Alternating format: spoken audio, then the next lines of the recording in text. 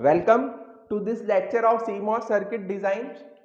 So earlier we had studied dynamic logic designs.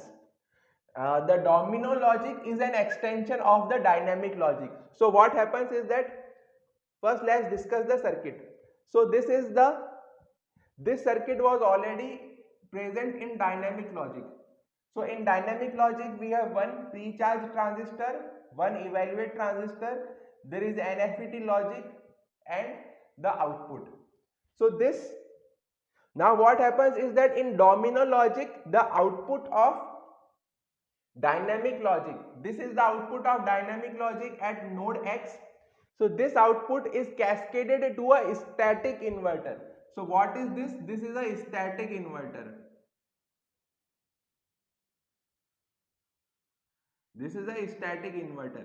So the output of a dynamic stage is cascaded to a static inverter, and then the output of this is cascaded to the next stage. So this is called as domino logic. So the only difference between the dynamic logic and the domino logic is that in the dynamic logic this static inverter is not present. In a dynamic logic this static inverter is not present. Okay, this static inverter is present only in domino logic. So between this stage, this is the first stage and this is the second stage.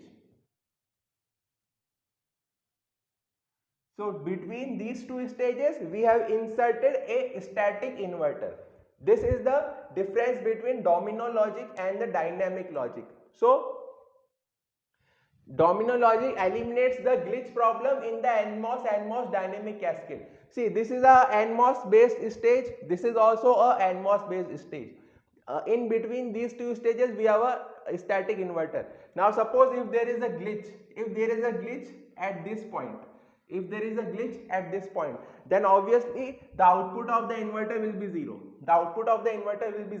So that glitch will not be propagated to the next stage. The glitch will not be propagated from this point to the next stage. So the dynamic or the domino logic eliminates the glitch problem. This is the main advantage of the domino logic. Why? Because we have an inverter, so even if there is a glitch or an unwanted spike, the output of the inverter will be 0.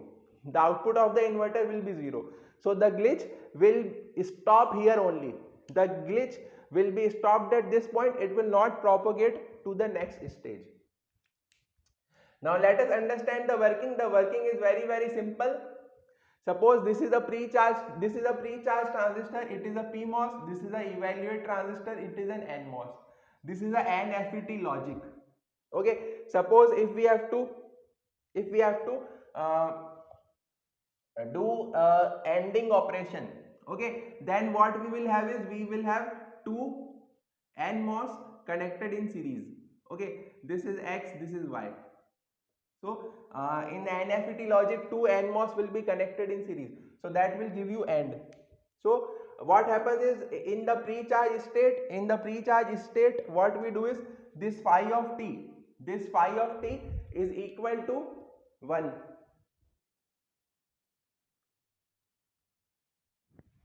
Sorry, in the pre-charge state, this phi of t is equal to 0. In a pre-charge state, this phi of t is equal to 0. Phi of t, this clock signal is equal to 0. So this VDD will propagate to this capacitor, because when this is 0, then obviously this PMOS will turn on, so it will give a short circuit path. So your capacitor will get charged to VDD. The capacitor will get charged to VDD. So this is called as pre-charge state. And now suppose let me remove this. I will draw the circuit only. So I have drawn the circuit. This is your NFET stage. This is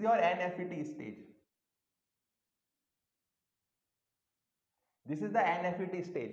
So earlier in the pre-charge stage, what happens is that we drive the clock pulse to 0. So this will turn on this PMOS transistor and your capacitor will get charged to VDD. Now suppose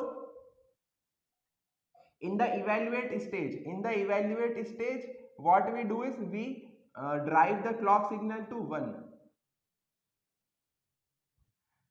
We drive the clock signal to 1. So when this clock signal now is 1, this clock signal now is 1. So this NMOS will turn on, this PMOS will turn off. So this is now 1. So this will be off, this PMOS will be off, and this NMOS is on. In the evaluate stage, this PMOS is off and this NMOS is on.